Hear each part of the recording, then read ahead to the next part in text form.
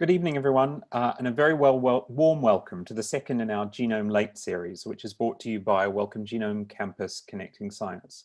My name's Julian Rayner. I'm a researcher at the Cambridge Institute for Medical Research. I work on malaria parasites and how to kill them. I also have the joy and privilege of being director of Connecting Science, and it's our mission to enable everyone to explore genomics and its impact on research, health, and society. This program, Genome Lates, is part of our extensive public engagement program, and over the next few months we'll be exploring big themes in genomics and biodata, inspired by the fact that this year is the 20th anniversary of the first draft of the human genome being published, and also the 30th anniversary of the inception of the Human Genome Project itself. All of our speakers have some connection to the Wellcome Genome Campus, which is situated just outside Cambridge and hosts the Wellcome Sanger Institute, the European Bioinformatics Institute, and also Connecting Science. I'm really sorry that you can't visit us on the campus in person at the moment. It's a wonderful place to visit, and it's also a place that played a critical role in the past, present, and future of genomics. But luckily we have the next best thing, which is the opportunity to hear and ask questions of some of the amazing people who work on the Genome Campus. This series is about conversations because we want to explore the science, but also personal reflections from our guests, including their vision of where new discoveries might take us. But we really want to hear from you as well. So we'll be leaving lots of time at the end for questions and answers. So please use the Q&A, excuse me, while I turn off Siri. We'll be having, you'll see there's a Q&A feature on your Zoom page. Please ask questions throughout the session. It doesn't matter when you ask them. It might look like you're the only one asking questions, but don't worry about that. The questions all come in a feed to my amazing colleague Beth, who's working behind the scenes, and she'll pull all the questions together and ask them to the panel. So please type your questions and comments in the Q&A box as we go through. And we're delighted to be joined by, at the moment, 150 people listening in tonight's events, and there are more joining as we speak. So I'll briefly introduce this evening's speakers, who are all early in their career, and so they have the weighty responsibility of representing not just themselves, but also the future of genomics research. So with us we have Menna Ghouraba, who was born and raised in Cairo and did her initial training at the School of Pharmacy at Cairo University, before going on to do a master's in biotechnology at the American University in Cairo, where she studied a gene involved in liver cancer progression. She moved to the UK and the Sanger Institute in 2019, where she works in Carl Anderson's lab, and that group focuses on immunity and inflammation genetics. Outside the lab, Menna is the mother of a boy who she thinks of as her male clone, and she enjoys cooking, reading, going to the cinema, and traveling. We're also privileged to be joined by Dr. Virginie Uhlmann. Virginie is fascinated by life sciences, but like many people on the Genome Campus, feels more comfortable being surrounded by equations and code than by pipettes. She leads a research group at the EMBL-EBI, and she and her team develop mathematical tools and algorithms to extract information from biological images. And besides science, her true loves are mountains and birds. We're also joined by Dr. Piv Gopalasingam. Piv is part of the training team at EMBL-EBI, which he joined in 2017. And he's primarily responsible for the scientific development and delivery of training within the Cabana project, which is aimed at supporting capacity building in bioinformatics in Latin America. He has an interest in science communication, community building, equality, diversity and inclusion. Chairing the discussion today is Dr. Alex Lathbridge. Alex is a biochemist, computational biologist, science broadcaster, and is also creator of the award-winning science and tech podcast, Why Aren't You a Doctor Yet? If you've heard him hosting the Radio 4 podcast Scientifically, or interviewing interesting individuals on the Nature podcast, or exploring questions from curious listeners on the BBC World Service, he'd like to say he's incredibly sorry that you had to go through that experience, and feel free to tweet him at Thermoflynamics to claim a refund. And finally, we're joined by Tapoka Makandawiri. Tapoka's a PhD student at the Sanger Institute, originally from Malawi, but her second home is in the northeast of England. She grew up in Liverpool and used to live in Manchester. She works on the human gut, and particularly on two kinds of organisms that live there, sometimes with our consent and sometimes without: gut bacteria and the whipworm. Whipworm is an organism that infects millions of people in tropical countries and can make children very ill. And the bacteria that are in our gut naturally interact with the whipworm, and she's interested in those interactions and how they may contribute to disease. She's passionate about science, but also about the communication of science and the impact that can have on society. So that's the panel, and that's more than enough for me. I'm delighted now to invite Alex and the panel to the Zoom stage to hear their thoughts on genomics futures. Over to you. I mean, this is usually the point where things happening that you get an applause. So I'm going to do it for all of you. Woo! Yeah, great. Yeah, this is amazing. Woo! Yeah, there are 138 people here. Okay, good. So I'm going to, of course, ask how all of you are. How's everyone doing? Are we good? Hi, Alex. We're Yeah, good. all right. Yeah, Yeah. good. Thank Hi, you. everyone. All good, Yeah. thank you. Yeah, everyone's eating. Everyone's having a good time. Yeah. Yeah. Yeah. Waiting for that. Good. There we go. Got crumpets coming up. I've just eaten a sausage sandwich. We're good to go. So, I mean, thank you for everyone who's here, all 137 now. I said 138 before, so one person left. This has been amazing to be invited to even chair all of you and hearing your introductions, and you lot are pretty brilliant. So, of course, the first thing I'm going to ask here is, what is it that you actually do? Because I heard this explained, right? And I was listening. Genuinely, I was. But I would like to know, I'd like to know what it is you do in simple language for me personally. So I'm going to go around at random and ask the first person, Piv, what is it that you actually do? I'm probably the least in terms of active research kind of amongst the panel here. So my day-to-day job is sending emails to people who are actually good at analyzing data and programming, and I put them into contact with people who are not so good at programming and analyzing data. And after a couple of hours, those people mix and talk, and at the end of it, everyone's pretty good at programming and analyzing data. I'm not going to ask the rest of the people here to comment on what it is that you do. That would be really sad. I'm not going to do that. I'm not going to start fighting panelists off against one another. So I wouldn't do that. So next person up, I'm going to ask the same question. Menna, what is it that you do? And please explain it to me. I'm very tired today. I have to know very simple language.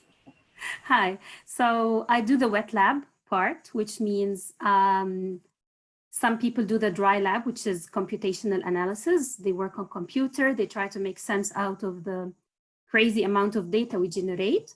But I take the samples, I go to the lab, and I do my experiments. Nothing explodes, thankfully.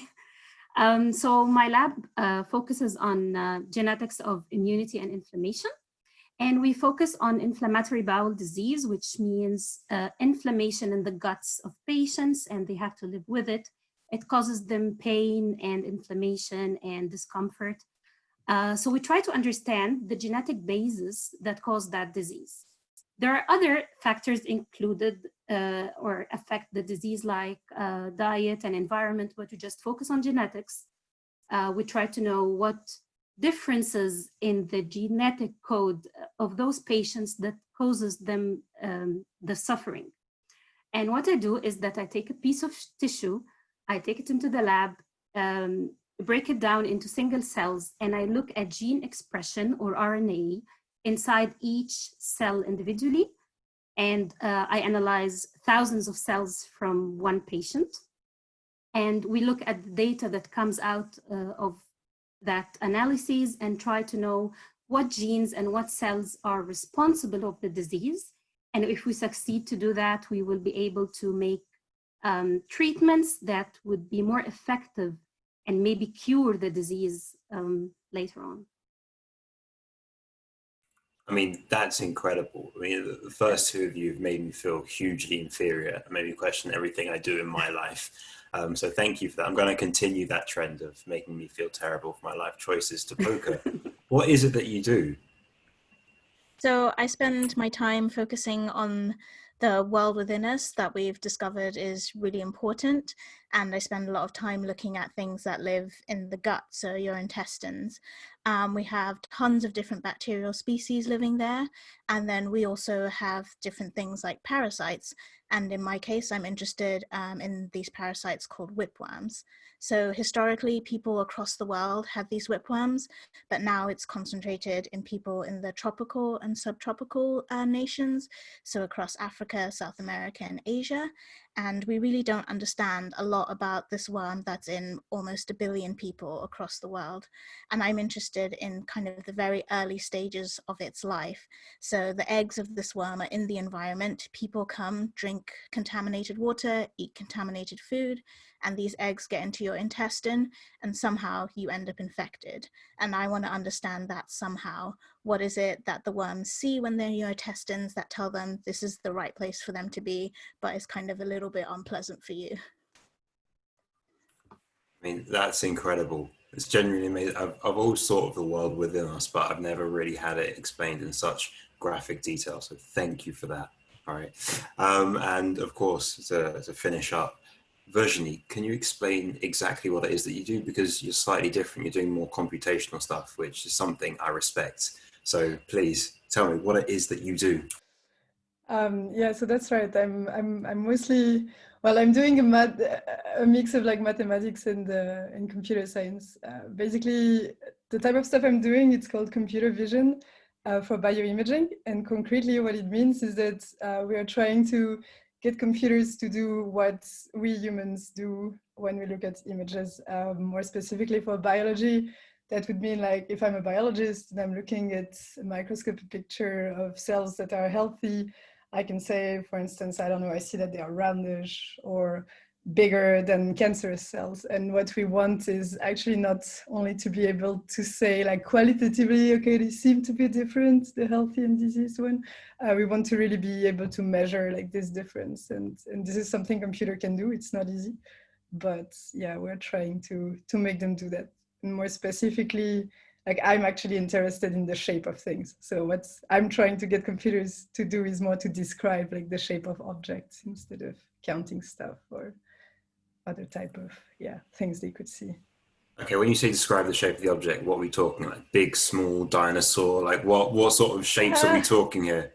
So I don't know, that would be like, you know, if you show me a picture of a square, then I don't want the computer just tell me this is a square. I want it to tell me, okay, it's a shape that is composed of 4 straight lines and 4 sharp corners.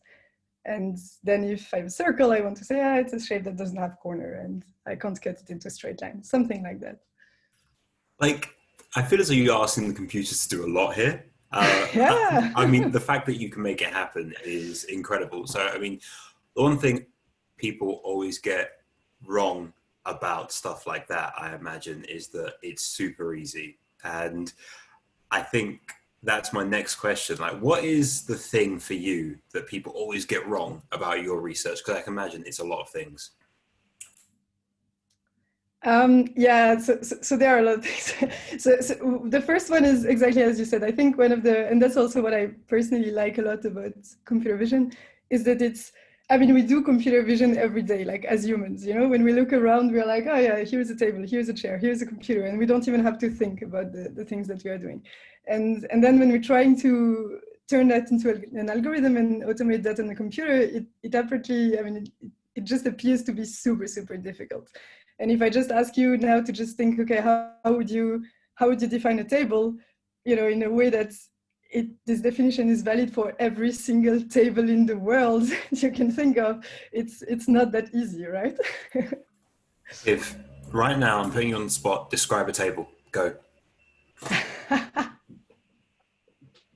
No, you have to take yourself off mute, describe a table. Right here, right now, Piv.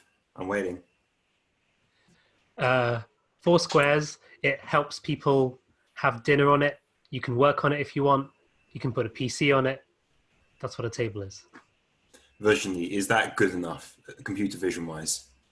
So not really, because I mean, you know, a table can be also round and it can have different number of like feet or whatever you call it.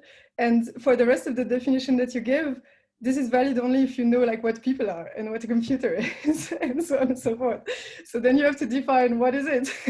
And you said you can place something on it. How do you define placing something on a table? So yeah, that's fun. That's too many rules for me to remember in one go.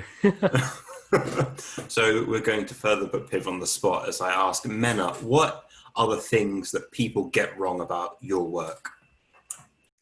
Well, there's so many things, but yeah, I think mainly is that science life is full of daily excitement and discoveries. I mean, we love science and we love our job, but the process of making important and big discoveries takes long time, and it's incremental. Like you build on what people in other labs all over the world know, and you read about it and you do experiments, and it takes long time to get results. So I would say science takes time and patience, but eventually it's very fruitful and exciting. I mean, that's good. I like that you ended on a really positive note there. Made me feel warm and bubbly on the inside. No. So Topoka, what are we saying here? What do people always get wrong about your work? I'd say there's probably two main things. The first thing being the organisms I work on are part of a group called neglected tropical diseases. So it's in the name that people often forget about them. There's not a lot of research into them. They're often underfunded, but they infect a significant population of the world, almost a seventh of the world's population. And then the second thing I often get asked is, how can we tell what are the good and bad organisms that live in the gut? And yes, there are some things that are clearly good and bad, but there are a lot of things that have two roles. Sometimes they're good, sometimes they're bad, and we don't know their full role yet, and we don't know what deleting one of them will do to you. I mean, it seems like you're fending off those questions a lot. I imagine whenever, when we could before go to the shops unfettered, you were walking down aisles and people were there like, are there good bacteria? Are there bad bacteria? What's going on? You can never get anything done. Was it like that? I think I get asked a lot because I go and talk about the microbiome and people are like, what food should I be eating? And I'm just like, I don't know. And then I talk about my research and people infecting themselves. And then they're like, should I infect myself? And I'm like, I don't know. It's more often than you think. I was just here to buy some cheese. I don't know why you're asking me these questions. How did we get to this point? Who are you? Why are you here? So, Piv, to round it off, because your work is a bit far removed from everyone else's, like in the lab, the way I think about it. So what do people like get wrong about your work? So a lot of my work involves empowering people to become better teachers, trainers, instructors. And usually when somebody comes up to us and says, look, we want to teach others to do computer analysis and to analyze data, they think that if you're a good researcher, it kind of automatically means you're a good teacher. And this just isn't true. It's something where people look for the biggest names, and the biggest names are great at research, but doesn't mean the same thing as teaching. Teaching requires many different skills, including empathy. And what I like is when people do have these big names and stuff. Yeah, I'm calling people out on it. And what I try and do is try and kind of get rid of that kind of misunderstanding and try to kind of bridge that gap between kind of researcher, trainer, instructor, and give them the skills so that they can teach others well. That's probably the most frustrating thing. I mean, those are a lot of valid frustrations to have. And I did like within the 10 seconds after you said that people require empathy to do good teaching, that 5 people dropped off the call. So, well, those not saying that's empathy. Obviously. And, while people who are on this call have been listening to these answers, they've got to remember that there is a Q&A button at the bottom. They can indeed ask their own questions. There are a lot coming in, including about philosophy, which we're going to get to, at the end. It'll be great. So now that I've heard the good bits that you love, right, and the things that people always get wrong, now this is just a general question to anyone who wants to come in whenever they want to come in. But did you think you'd be here now? Like when you were 15, 16, did you think you'd be here now? Because when we were chatting beforehand, a lot of people, at least one of you was saying, I didn't really know. I was just too busy thinking about the Spice Girls, so I didn't know I'd ever be here now. So, did you think you were going to be here now? I'm not going to leave the Spice Girls person unnamed. I'm going to put you on the spot. Yeah. Did you think you'd be here now? Yeah, yeah. I think since high school, since I studied DNA and genetics, yeah, Cambridge was the dream. Yeah, it took me long to come, but eventually I'm here. So what was it like for you? Because, you know, you're not originally from the UK. So like what was the journey like for you? Oh, it was hard coming from Egypt. It took some time to look for good opportunities for graduate studies and get scholarships and go through masters and end up with a decent experience that will qualify me to work in a place like the UK, especially Sanger. So I wouldn't say it was easy. It took years. And after I came to the UK, I had to apply for so many jobs. Yeah, but I'm very lucky that I landed here. This is exactly where I wanted to be. So. Oh, I feel like I feel because the people from the Wellcome, you know, they can't actually be on this call and say things out loud. So I'm speaking for them when I say, "Aww." So, Virginie, I'm going to put you on the spot. When you were 15, 16, did you think you'd be here now, making wet lab people feel inferior? Come on. Honestly, like 2 years ago, I also didn't think I would be where I am now. So, you know, when I was 16, no, seriously, I had no clue. Like, I had absolutely zero clue. I mean, I did lots of stuff. So like when I was 16, what was I doing? Okay, I guess I was in high school.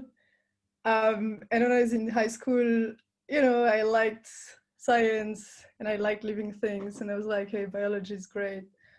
And then it was time to start university. So I thought, okay, I start university in life sciences. And then 3 years after, I was getting towards the end of my bachelor degree, and I started to do wet lab, like Menna described earlier, which is like the actual biology with lab coat and pipette and stuff. And I did that for 3 hours, and I was like, no more biology in my life. I hate that. So, I mean, I don't know. I'm someone who likes clean stuff, right? And you know, when things are in order, and when something is wrong, is because you did something wrong in the way you worked out your reasoning, not because like the entire world doesn't work like you think it does. So I just thought, okay, this is too messy for me. So then I moved to computer science for 2 years to do a master's. And then I figured out, hey, computer science is also a bit messy. Like, you know, sometimes it's just like kind of heuristics and stuff like that. So I mean, things for which you don't exactly know why it works, but it works, so you do it anyway. So I thought, okay, I want something even less messy. So then I moved to applied mathematics, and I did a PhD there. And there I felt, okay, now it's all like clean and well sorted, but it's like really far from the real world.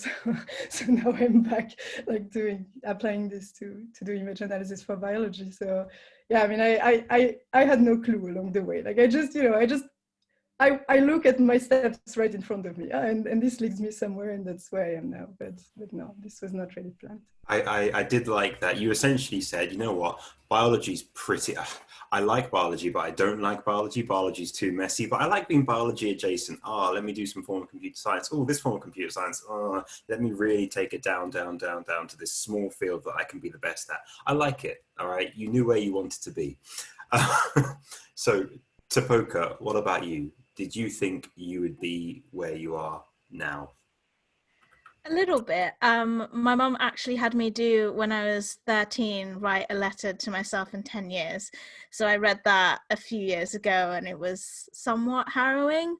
I mean, I did think I'd be in school for a long time, but for a different reason. I thought I was going to be a plastic surgeon.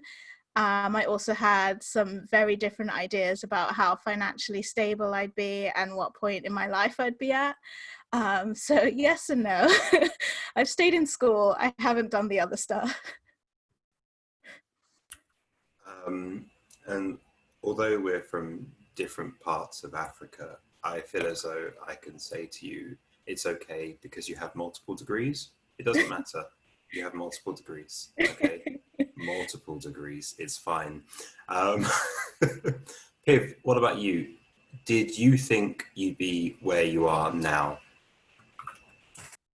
So when I was younger, I knew I liked science, technology. I kind of liked everything. I liked learning things. It was kind of a hobby for me.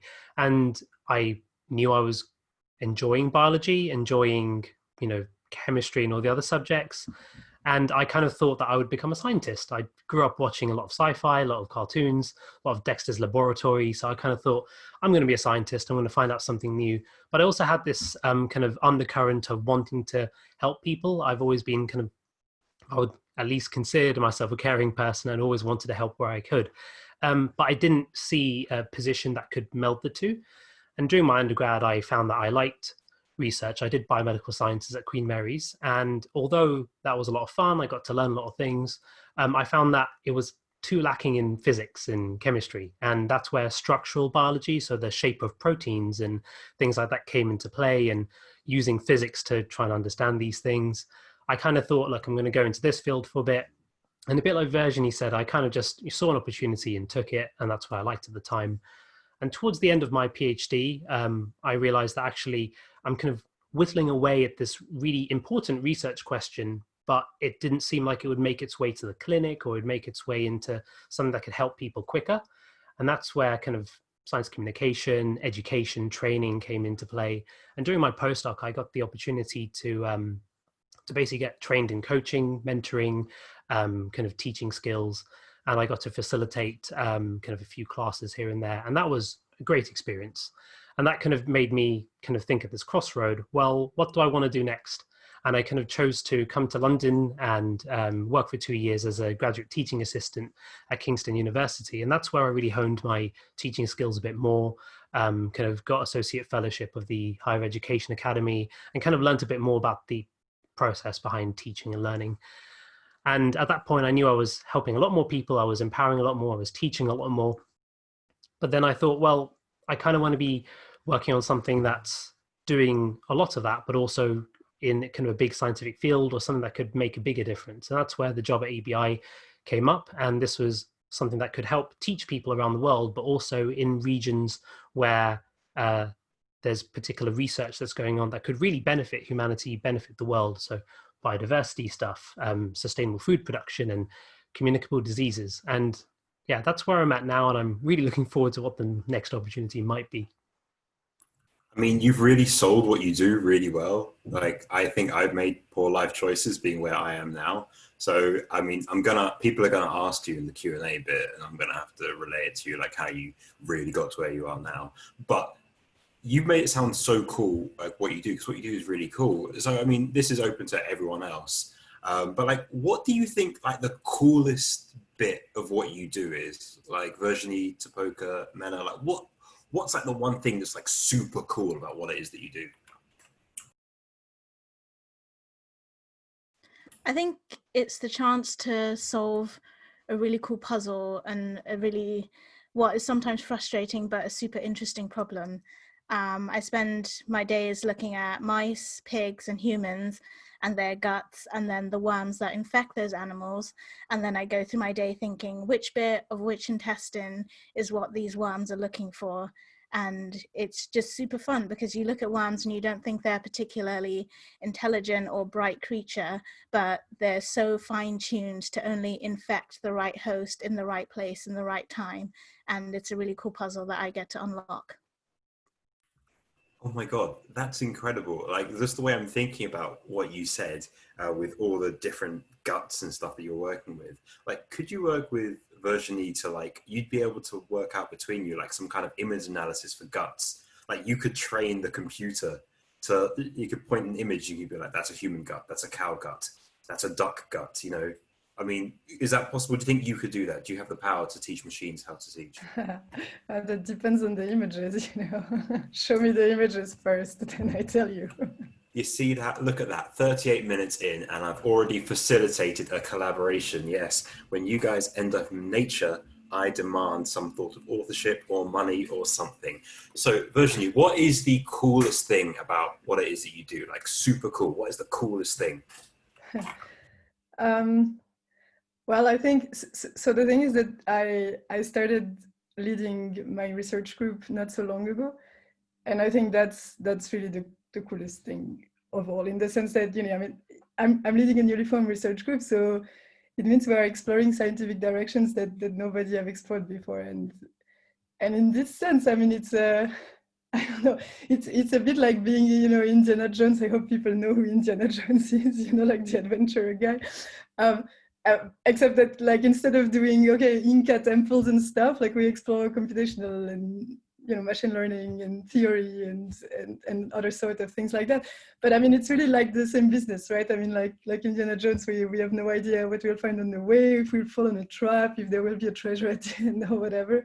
And we don't know, like, where we'll get. And so it's an adventure. And I mean, that's just the coolest thing that life can be, in my opinion. Was that the first thing when you know, got your research group to lead and you're like, yes, I've done this, you know, I've achieved this, and that you really internalized that achievement? Was the next thing you did, like, went through old films and like, which famous film can I like adapt my work to? And you decided Indiana Jones. You are the Indiana Jones, but for image analysis. Is that what you went with? Did you go through, were there like lots of, who was second place? Terminator? Star Wars? No. Indiana Jones was always first. I mean, no, come on. I mean, if you can wear a hat and just walk around in old temples, just do that, you know. There are so many things wrong with that analogy, but fine. Okay, Menna, what is the coolest thing about what it is that you do? And please don't come with anything to do with Indiana Jones or any films directed by Steven Spielberg. Yeah, actually, I could relate to what Tapoka said. I work in the guts as well. And we look at more than 40 types of cells. Some of them are immune cells, some of them are epithelial cells that cover the lining of our guts. And we try to understand the interaction between them, compare the healthy to the diseased ones, and the genes that go up and down in the disease state, and we try to make sense of it. And it's like a puzzle, as Topoka said. It's really intimidating, and you try to read and make sense out of the massive data you're looking at, and it's very challenging, but very thrilling. So I know very little about what it is to work with, sort of how, you know, what you lot work with. So in my head, like, what is it like? Is it like you have lots of samples in, you know, lots of different fridges and whatnot? Or is it like, do you just have lots of data, lots of servers? Like, what is it like? How do you do your work? Like, what does it look like? Yeah, it's crazy. So I receive maybe 2 samples at a time. Each takes 4 or 5 hours in the lab to process. And I break them down into single cells, do the RNA sequencing, and that data is further, like this, those chemical reactions with the cells, they take so many steps, so many days to turn into RNA sequences. And then all this data feeds into our huge machines, and our computational analysts look at those data coming from single cells. So we ended up looking at, so far, data from around 40 patients. They were around 150,000 cells. And in each cell, you look at around maybe 50,000 genes. And you try to make sense out of all of that and look on what's really significant. So of course, huge computer servers, very extensive computer analyses and statistical analyses. So it's great. Wow. Yeah. I mean, all of you are super clever. Like, I really hate that. Make me feel super inferior. Like, if all of you could stop for like a year, that would be great. But, you know, talking about all this big data and everything you work with, really everything that Sanger does, all of that. When we think of like next big things that are going to happen, like the biggest thing, at least in my mind, in genomics, is the Human Genome Project. Now, I asked at least one of you to explain what the Human Genome Project actually is, or was, or is, it still exists. So Piv, what's the Human Genome Project? And what is your unique relationship with it based around schooling? Well, thank you very much for the question, Alex. Really appreciate that. So the Human Genome Project was a project to essentially find out as many or all of the genes within the human genome. This undertaking took many years. I think it started in the kind of late 80s, early 90s, and it continued until 2001. And some people are arguing that it's still taking place today. I think it's funny you mentioned the schooling. So my first kind of interaction with it, I remember being in a biology class. I must have been about kind of 11, 12 years old or something. And we were about to kind of learn something about mitochondria being the powerhouse of the cell or something like that. And basically just before the class kind of properly started, another teacher from another class who never taught us, she was a biology teacher though, kind of ran in and kind of said, stop the class. And, you know, all of us were like, what's going on? And actually it turns out Ms. Tyler had read that the human genome, you know, had been solved, had been, you know, discovered, and you know they mapped out all the genes. And basically she stopped the class and said, today we're going to learn about what the Human Genome Project is and what this actually means for us, for the human race, and for biology. And that to me, kind of at the time being 11 years old, I didn't really appreciate the discovery. I kind of thought, oh, I thought they already knew what the human genome was. You know, this place is a technological kind of age and stuff. But I think after kind of 15 years kind of around the field, it turns out that there's a lot we still don't know and still trying to find out. I was going to say that's a brilliant story, and I believed all of it until you said I was 11 and I thought that we'd already worked out the human genome, because you were 11 and you knew what the human genome was. And so why do you come on this Zoom call in front of 130 people and lie? But we're not going to go into that right now. Stay muted. So with that in mind, the Human Genome Project, something incredibly big, you know, this is a very big deal. What do you think, like, the next big thing in genomics, or, you know, the fields that you work in, or the field as a whole, what do you think it's going to be with all of your expertise? Tapoka, what do you think it's going to be? I'm just excited to see how gut health becomes even more part of personalized medicine, and it just kind of leans into us wanting to give people the best possible treatment that we can give for them. And it's using organisms in really interesting ways. So using bacteria as methods of treating disease rather than medical interventions. And then also super interestingly, using even these parasites that I study, worms, doing controlled infections as a way of modulating some autoimmune disorders, things that we thought we've never been able to treat. So yeah, I'm just excited for those type of things. Okay, Virginie, what are you saying? What do you think the next big thing is going to be? Yeah, so I think this is going to be about integrating the different types of data that we have together, because now, okay, I guess what the Human Genome Project really started is to make biology quantitative, so to really kind of turn biology into a big data field. And initially this was about sequencing and genome and so on. Then, okay, it became also information about proteins, about how they interact with each other and so on and so forth. And in the past decade, there's been so many development in microscopy technology that now we can also use images to quantify what's going on and to do data mining on image data. And that's what I do. And so far we are really just using images. We're already just dealing with extracting information from images. That's a lot. But then kind of the next thing is to say, okay, now we have the info from the images, we have info from the genome, we have info from proteins. How do we put this all together and put this all in a way that we really understand new stuff? So you think it's gonna continue being a big data problem? Do you see the genomics, or what we do you think it's going to move away from being wet lab to being more computational? No, not necessarily, because you need to, I mean, you need to do experiment to get this data, right? But then it's going to be a matter of integrating the data. It's like, I mean, now I think it's more that the biology has focused itself a lot on making new technology to acquire data. And this is great. And now there are so many ways to do experiment that we can do experiment you could never think of before. But then, you know, we'll have to do something with the data. And yeah, it's going to be fun. I was really, really hoping I'd be able to get you to say that biology is becoming irrelevant, and it's all computers now. I was like, just you know, I can tell you that's the second thing. If you want to go back to what do people get always wrong about your field, you can get me started on that.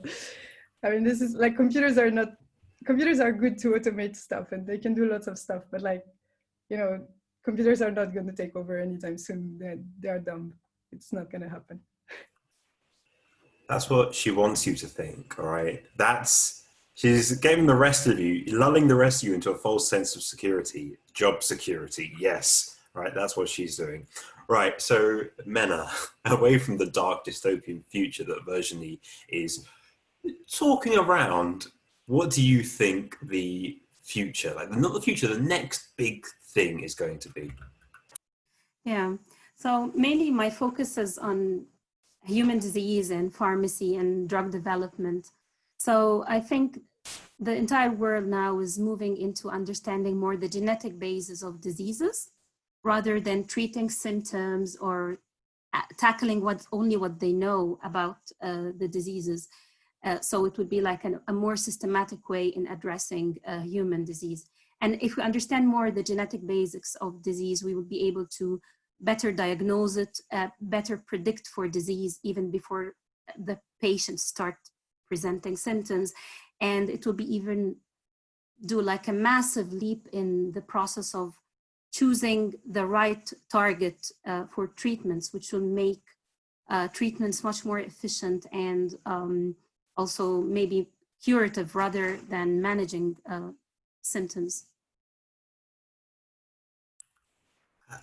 I think, like, what I'm getting the general vibe from all of you is that I can't wait for the future. Do you like ever feel that way? Do you like ever feel like, why am I doing the experiments now? I can just wait 10 years, 20 years, and then start doing science again there. Do you ever feel like that? Do you ever feel like you're tired of being rungs on the ladder and you want to be the top of the ladder? That's a serious question. Anyone ever feel like skipping next 10 years of science just to see what happens? I mean, if you can be the one who builds the ladder, then it's funnier than being on top, Yeah. you know?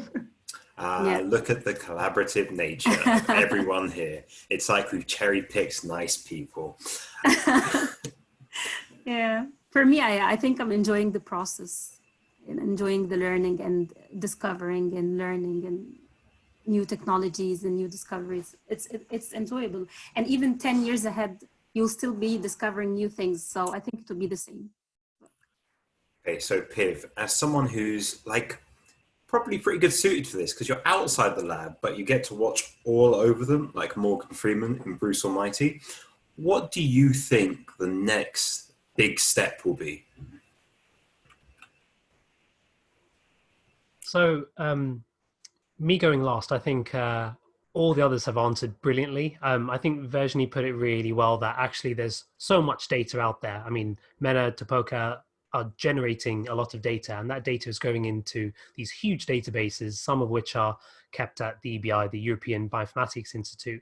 And I think as time goes on, we're going to need people to be able to access it, be able to use it well for their own research, for them to, you know, review the literature and make sure that they're kind of starting on good footing, and to be able to interpret the data. And all this has to be done better, quicker, and make it as easy as possible for everyone. So I think in terms of education and training, I think getting to a point where everybody is able to at least have some competency in kind of data management, data integration, analyzing data well. You know, I kind of see a future where you kind of get your phone out and say, oh, I kind of want to find out what this gene is doing. And, you know, you find out what the gene does. And, you know, having every person being able to access it for free and being able to know what they're looking at. And I guess that comes into that science literacy angle as well. So I think that's what the future really holds. So you spoke about this app that could potentially, you could type in and see what a gene does. What would you name this app? Genius. What are we saying? Everyone else? Are we saying genius? Is that a good one? No. I want another one. Give me 2 more. Genit, Jinder, Juba. Maybe not that one, actually. That doesn't have a quite good ring to it. What about only genes? Ooh, I like only genes. Yeah, I like only genes too. So, like, with all of that in mind, yeah, and Virginie, you made me think about this because, you know, you're leading a research group. If I gave you £10 billion tomorrow, what would you do with it? Hopefully, like, within science, what would you do? 10 billion is too much. 10 million, what would you do with it? Oh, that's a question to me. I mean, I'm writing I'm writing grants to try to get funding all day. So if you should give me money, I'm happy. No, I'm kidding. I mean, honestly, I don't think I'd use it for science. I think already. I mean, I think the way I'd use it, and I mean, and that's okay. It's kind of related to science, but I'd use it to basically give the opportunity to like people in my lab and myself to like take a day off and just do something else than science during the week.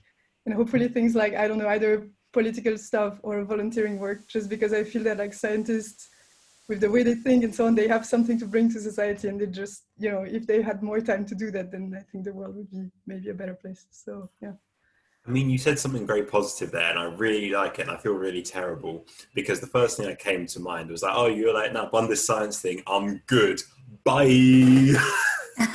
Laters, nerds. I'm gone. Keep your pipettes and big data. You like Unix? You know what? I'm going to go buy an ice cream. But so that's good. You're giving scientists the chance to, you know, give themselves to the rest of society. That's pretty good for 10 million. Tapoka, what are you saying? If with £10 million, what would you do with it? Would you advance science? Like, what kind of stuff would you do? Would it relate to your field? Like, what kind of stuff would you do? I'm also in the camp of giving it to people, but for different reasons. I would give it to people to be able to do those projects that they're just kind of like, I'm just curious, like this could be like a quick little experiment that I'll do. Maybe it will take me a couple of weeks, but it's not like super like high hitting, doesn't really fit well into like a grant proposal. So a lot of times those experiments don't get done, but some of the best discoveries come from those little curiosities. So I would like to give the money to people who have those like little short things that they just want to chase up. Maybe some of them work, maybe some of them don't. I think it would just be fun to be able to find out a bit more about the world in that way. That's, again, it's a very wonderful thought, and I feel as though it's great because it's the science equivalent of throwing money out there and just seeing what happens, which is always a nice place to be. So Menna, please, hopefully, I want to say hopefully you have something different, but the last 2 answers were really good. So if you said the same thing again, like morally, it would be great. But for me, maybe something different. Doesn't matter really. What would you do with 10 million? 10 million. Oh, that's a tough question. I wish I had more because I have so many plans. So I've always imagined myself working on, in the future, on supporting entrepreneurship in biotechnology and supporting brilliant minds with brilliant ideas. This is one thing. Also supporting research in developing countries, as I happen to come from one of them. Another thing that has always, I've always wanted to do something at is homelessness. I wish I can help homeless people. And if there's any left, I'd like to have a house by the sea. Like any sea in particular? Yeah, the Red Sea. Okay, cool. Well, you can jump on Zoopla while I ask Piv. Big thing, 10 million. Let's take it up to 100 million. All right, I want to see where you're going with this. 100 million. Oh, 100 million. Honestly, it sounds like, I mean, I wouldn't be the best person to just distribute that kind of money. I wouldn't know the processes behind it. So I'd probably give it to some really nice kind of institutes around the world, mostly, all likely, like the research institutes in lower to middle income countries and stuff, particularly the Caribbean. I would love to be able to actually take a big chunk of that money and just create like a biodiversity research institute, all encompassing within kind of the big biodiversity centers around the world, and kind of have people trained up in being able to do the research and, create some jobs, create some regional capacity in data analysis, and have it mandated that they need to teach other people, so go to schools and teach it, go to communities and teach it, teach journalists how to interpret papers, teach people how to interpret papers. So I think there's a lot around that kind of literacy of science and data. I mean, you said it at the start, you probably are not the best person to divvy out 100 million. Because imagine that HMRC found out that you had 100 million. They'd be on you so quick, so quick. Really quickly, yeah. Oh, mate, you thought academia was a money laundering sink. No. So I guess like one of my big questions I've had for all of you since we started, because I've always wanted to know, like, if you weren't doing this, what would you do? Tapoka, what would you do? I would have a farm in the middle of nowhere, and I would run a farm-to-table restaurant and bed and breakfast and just chill out with my animals, make good food, have a good time. That is so specific. Oh my God, all of you have been thinking about very specific things. Virginie, what would you do? You're leading a research group and you're thinking of an exit strategy. What is your exit plan? It's going to be also overly specific and weird.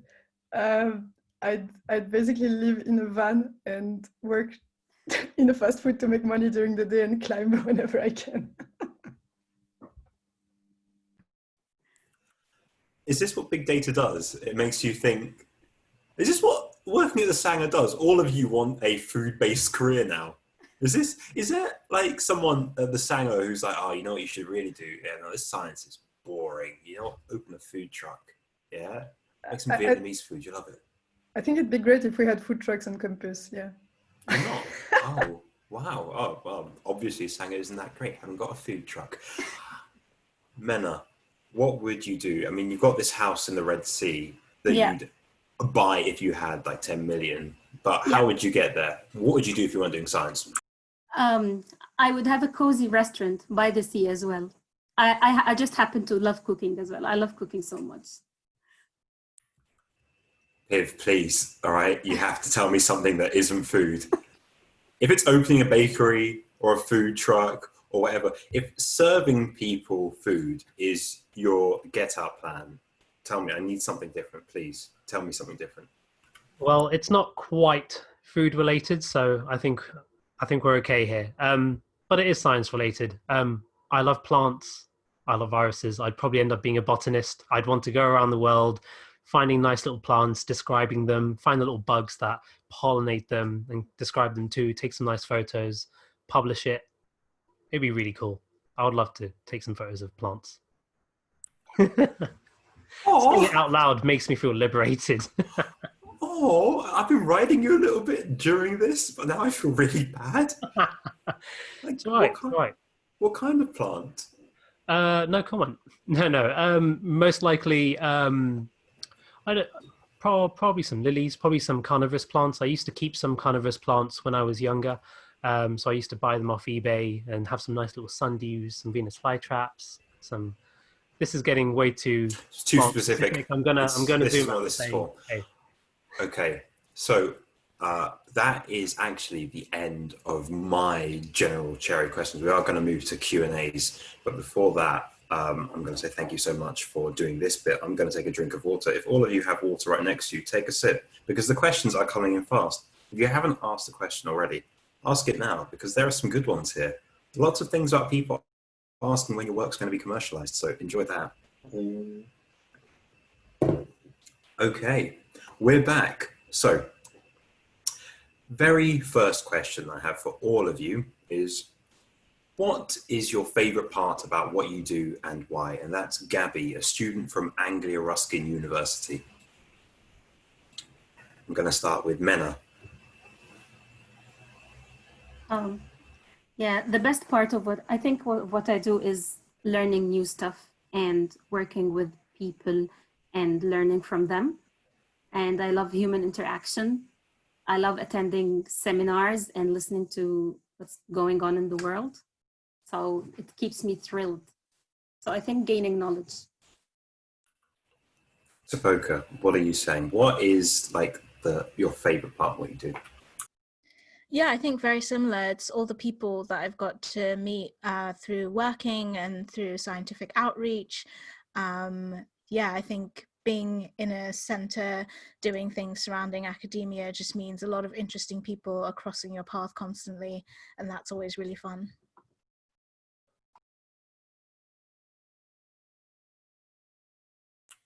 I didn't learn how to Zoom properly. Virginie, favorite thing about your favorite part of what you do?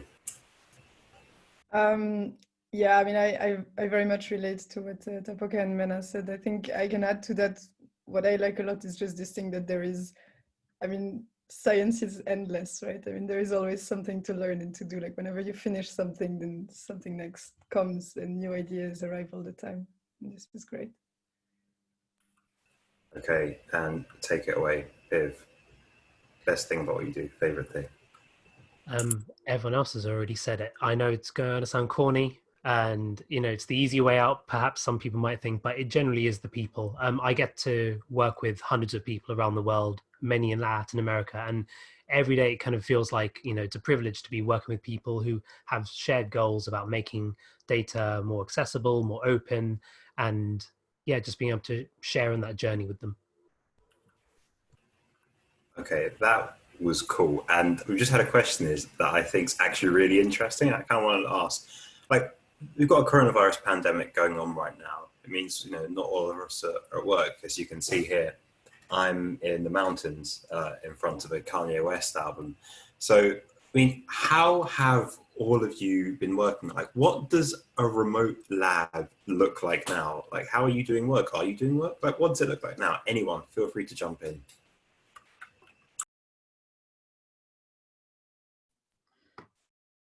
Yeah, maybe, I can talk about mine because I'm wet lab based, which means I don't have much to do supposedly at home, but this is not true.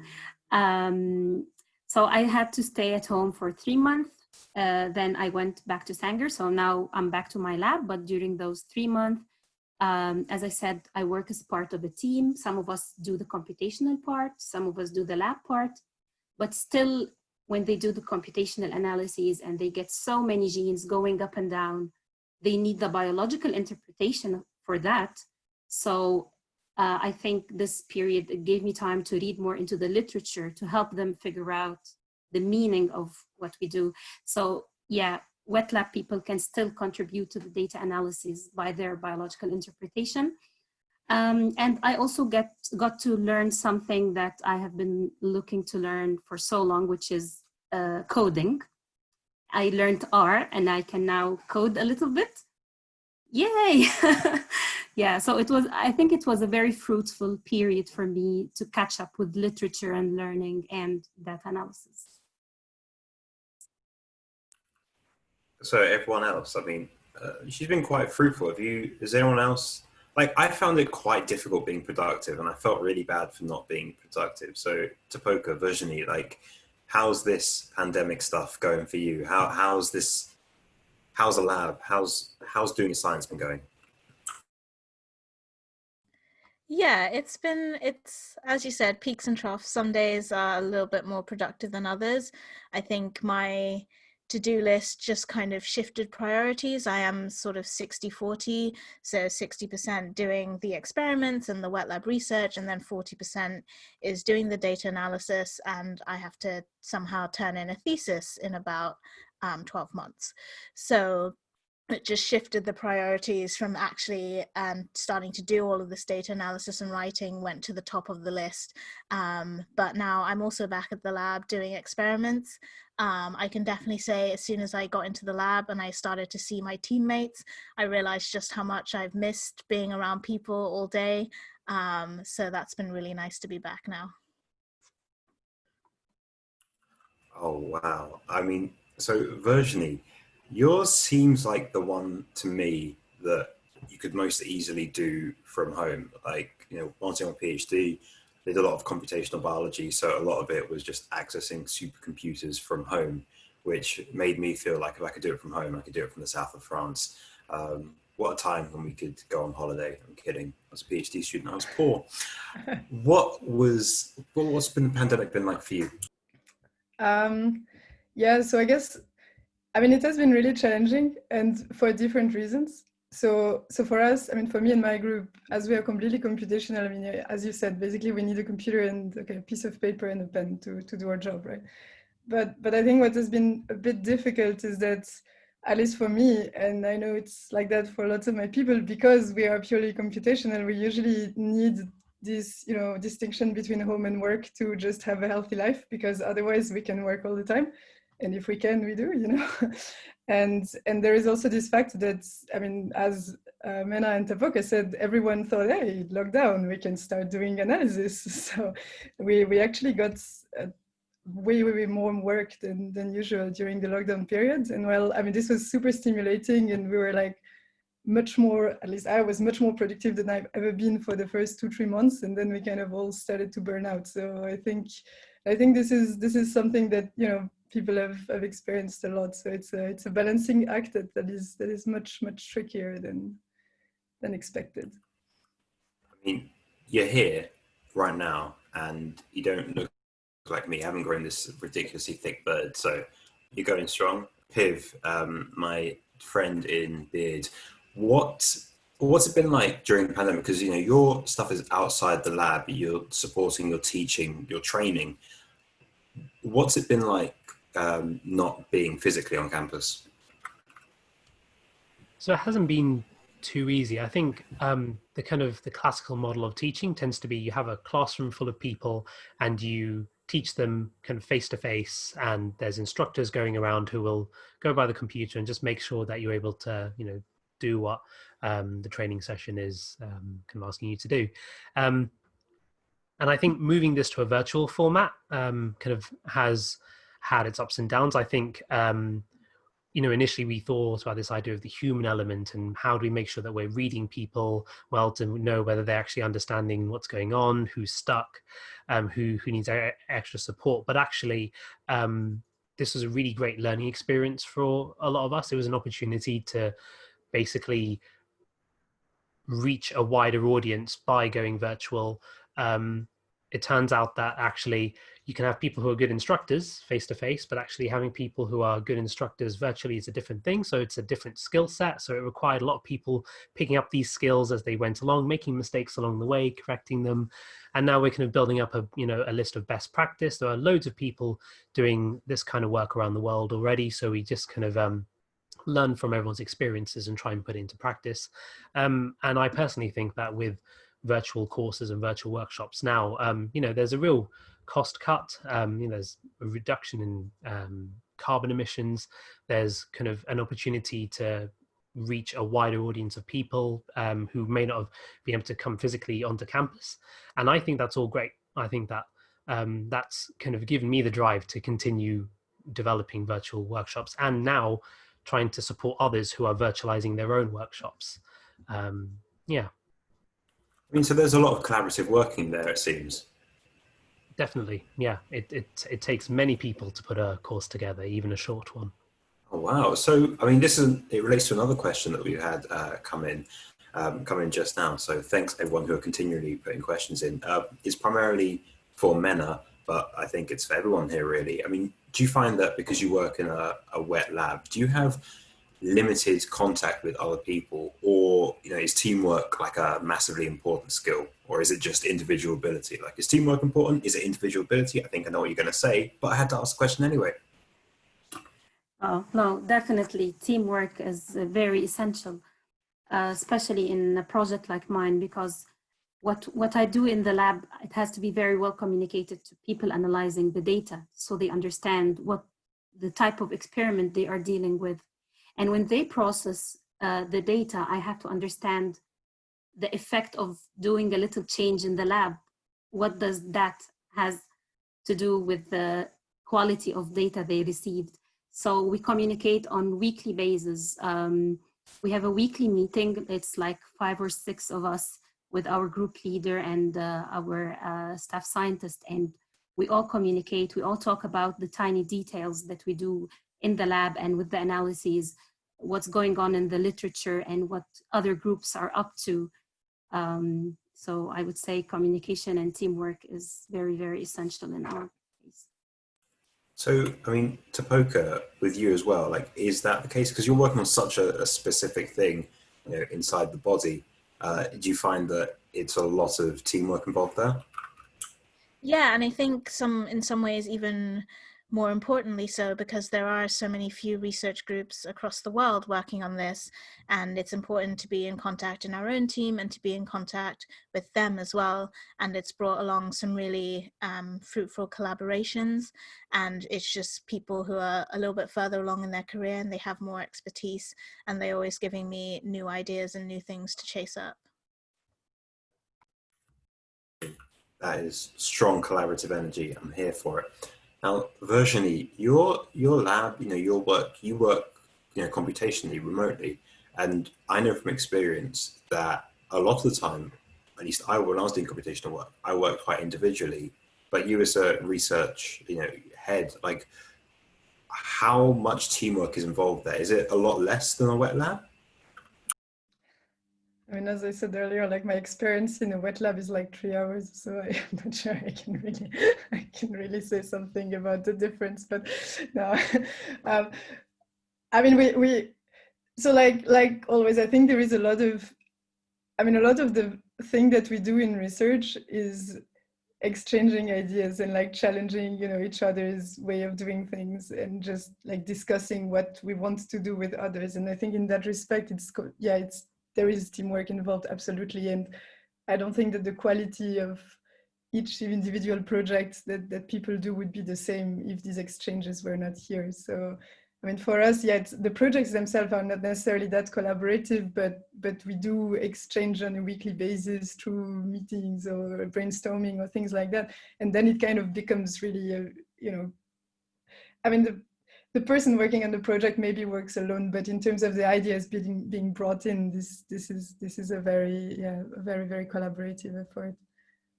And like, you know, the field that you're working in is still like relatively new. When I think of like computational biology and like image analysis, it's still in my head quite new. And with your story of how you got to where you are now, we've had one question coming in from someone, and they've asked, do you have any tips for undergraduate students who are thinking of going to genomics? I'm going to ask you first, Virginie, and then come to everyone else. But like, do you have any tips on undergrads trying to get into genomics?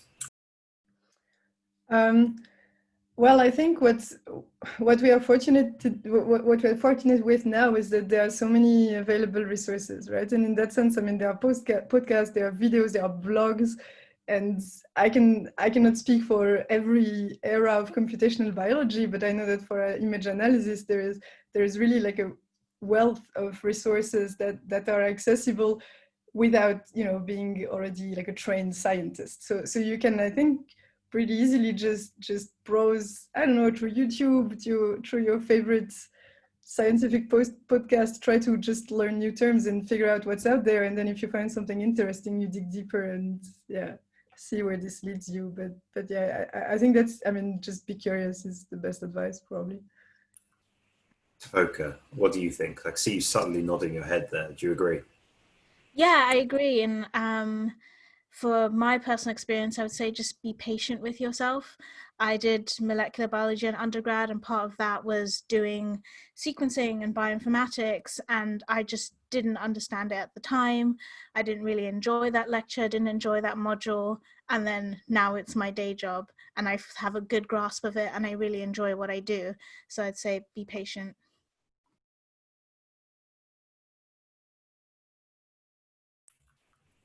So Piv, like, you were super emphatically nodding your head, and as someone outside the lab, what do you think? Like, is that the best way of getting people into genomics?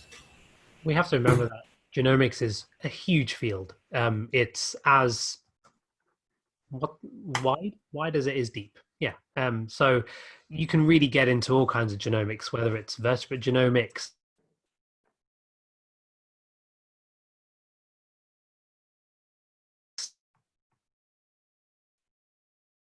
parasites, marine genomes about them, how genetic information in one organism might be affecting what's happening in another organism. These are all things that need to be worked out. I think everyone else has said it really well. Tapoka and Virginie mentioned it really well. You have to have a lot of curiosity, but also be patient. You know, it's a learning process. Don't be afraid to put yourself out there and find out something that might be a little difficult at first, but keep at it. I mean, these are all incredibly good answers. We're getting lots of questions and people are still super curious. And one of the things I see people asking is, like, how do you all get paid? You know, what kind of funding do you depend on for your work? Like, is it the government, foundations, companies, organizations, Menna? I think this might be the HMRC because they know you're secretly funneling money to your Red Sea food truck housing emporium. Like, what sort of funding do you rely on? So it depends on the institution, but usually institutions have a core funding that they distribute among their faculty. And in our case, we are funded by the Wellcome organization, which is a charity. And we are very lucky. We have a good core funding. However, we still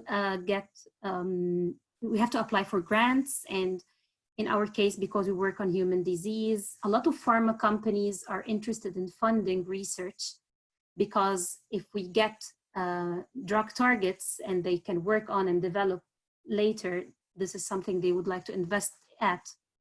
Also, another source of funding would be charities.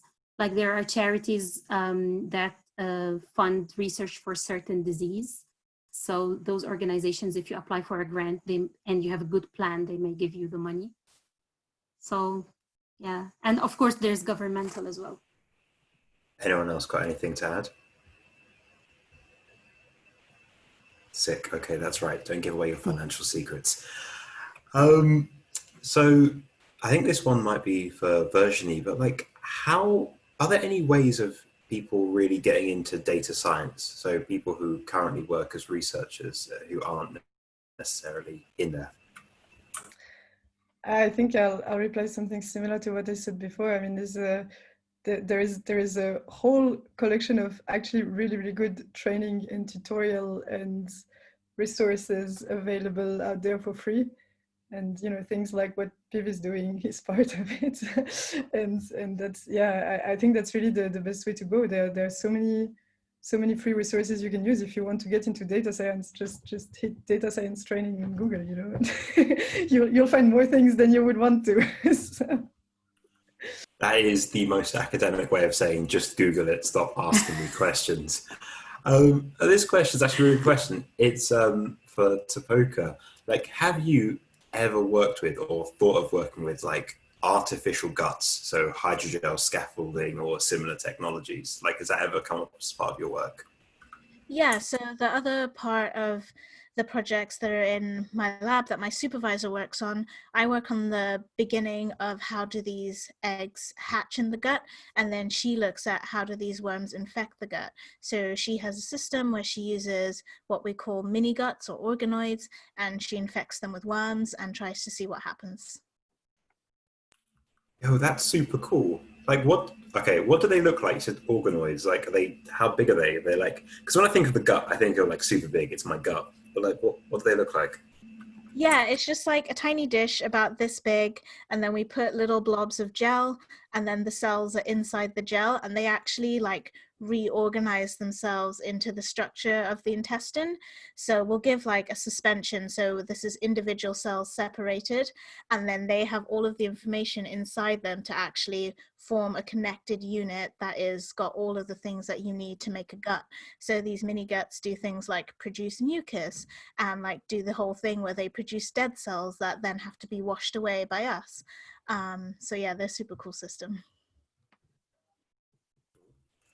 I mean, when you said organoids, in my head I keep thinking of like tiny keyboards, and I don't know why.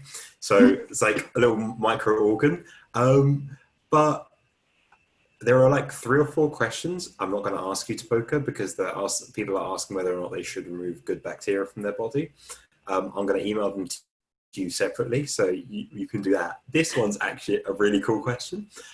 They said, at my university, the faculty is encouraging us to aim for getting a Nobel Prize someday. Do you think that's a good goal and how you should start science? Piv. Oh, Tapoka, Piv, either one of you. Tapoka, you I'd go for it. like to quote one of my favorite people, and that's Jocelyn Balbanell, who a lot of people think was spurned in winning a Nobel Prize, but she says it's one of the best things that could have happened to her in her career, because everyone gave her every other prize because they thought she should have won the Nobel. And she's won tons of prizes, tons of money, and has been able to do so much for women in STEM. So I think maybe not. What I really hate was I was going to come in and say that's quitter behavior, but you gave such a brilliant story and the fact that that's completely correct that you completely like just my answer away. But everyone else, do you think that's not a good, what do you think about the aim of going into win a Nobel Prize? Like Piv, you were about to say something. Well, I think that it's nice to strive for a big award, a big achievement and stuff. But I think if you select for that, then perhaps there's other ways where you can get the prize without doing great research. Some people might say that research and success in it is right time, right place, right environment, and less to do with the person. So I think the best thing to aim for is just to do good science, something interesting, something that you're passionate about, something that you can take a bit further if you can. If you don't like it, switch. Yeah. These are all well-balanced answers. Virginie, Menna, any different? Like, do you secretly have an urge to win a Nobel Prize? No. Same. I like how both of you are like, no, but if someone handed you saying like, oh, you win Nobel Prize, you'll be here like, sorry Piv, sorry Tapoka, bye. I'll just take it. That's broke boy energy. See ya. Heading to Sweden. I want to win. I'm heading to Sweden. Bye. So I think Tapoka, you sort of mentioned someone there, but one question's come in and they're saying like, do you have a science hero? Like one individual living today that is your science hero? Hopefully they're not on this call, but does anyone have their science hero? No science heroes. Is that it? Do you feel as though like having one individual that you look up to is not a good idea? Yeah, there's a lot of talk these days, isn't there, about hero worship and stuff, and not worshipping your idols. Yeah, I think there are so many people I look up to, and in each one of them, there's something that is really great, and I try to learn the best from everyone. Yeah, but I wouldn't say I have a specific one. So, like one question that's quite a deep question. To all the panelists, what do you think of the idea of publish or perish, and how does it impact your day-to-day, if it does at all? You know, this idea that you've got to keep publishing papers and keep going no matter what, no matter what, no matter what.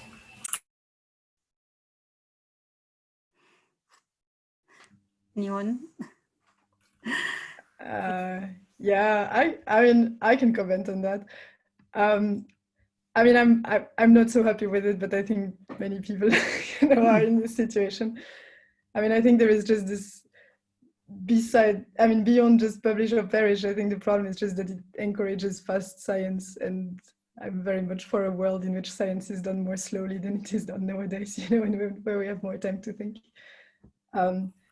But then, I mean, like everything, we can change things, but one step at a time, and it takes time. And before this is changed, that's the rule of the game. So the best we can do is, all know like what is our principles, stick to it, and fight the way through. So yeah, hopefully this is. I mean, I'm convinced this won't last too much, but we'll see. Tapoka, Piv, what do you think? Are you just like, nope, not going to even talk about it, not going to bring the publish or perish gods on me? Okay, lovely. That's the only question where people have been like, nope, No touching that. No, I think with the publish and perish side, I think, you know, Virginie said it well. I think that it's definitely not the future. I think that science has to be collaborative. Science has to be open. I've seen some really great open science initiatives.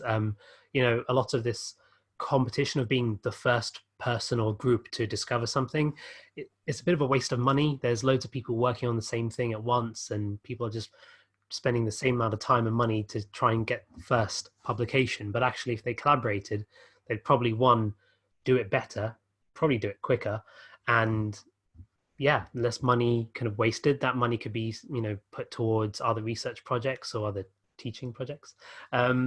Yeah, I think generally publish or perish is against that kind of goal, I think. But we're seeing more in terms of preprints and being able to publish this research quickly before peer review.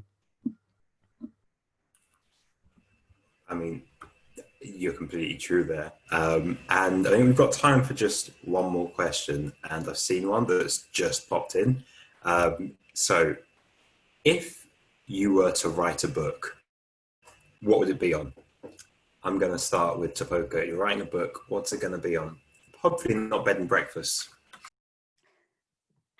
I think it's definitely still going to have to be food related, but I think I just really enjoy books that I like collecting, which is sort of vintage botanical drawings and just writings about how life was and about how they use different plants, how they like arrange their like home and garden, and just really like a little bit of an insight into someone's life. So maybe it's not a book, maybe it's a blog, if I'd ever want to be that honest on the internet. But yeah. Virginie, what about you? What's your book going to be about? That's going to be a children's book, and it will involve birds.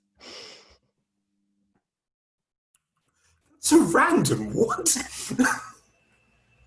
And will you sell it out the back of your food truck while you climb? Like what?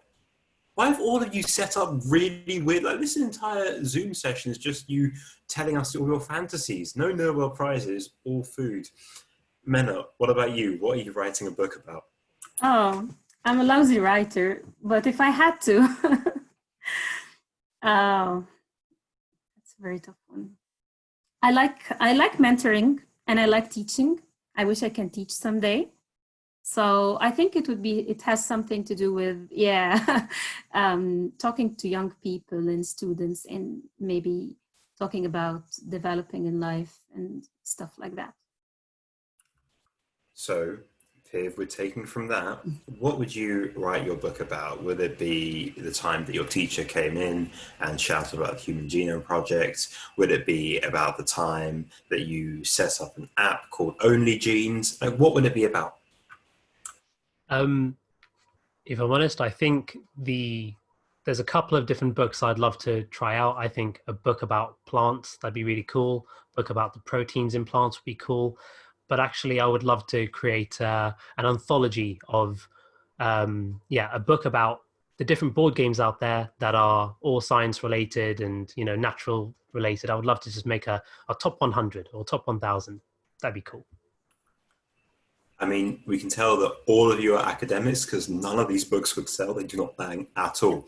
But it's good that you are not authors in that sense. And I've had, honestly, a wonderful time talking to all of you, hearing about your stories, and all of the people here today hopefully have as well. So I would like to take this moment to say thank you to all of you for being here, for taking your Thursday evening, talking to me, and just thank all of you. I'm going to give you a round of applause while I mute myself.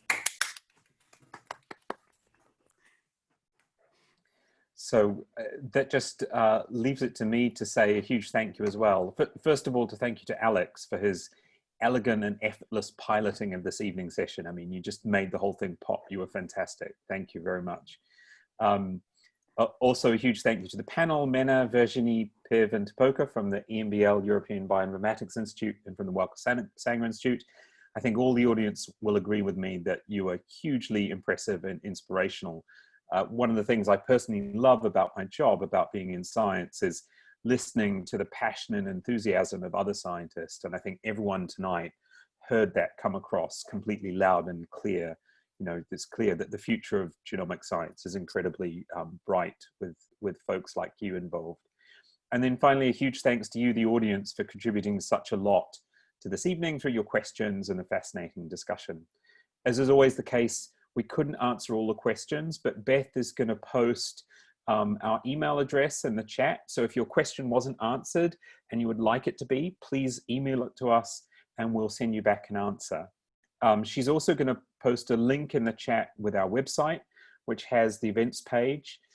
So the next Genome Late session is on September the 28th, when mathematician and broadcaster and star of the stage and screen, Dr. Hannah Fry at Fry Squared, will be in conversation with Professor Ewan Birney, co-director of the European Bioinformatics Institute. And they'll be discussing the role of big data in biology and where it might take us to the future. So you can check that out on our website, and you can sign up to future events there. And you can also sign up to our newsletter to hear about future events.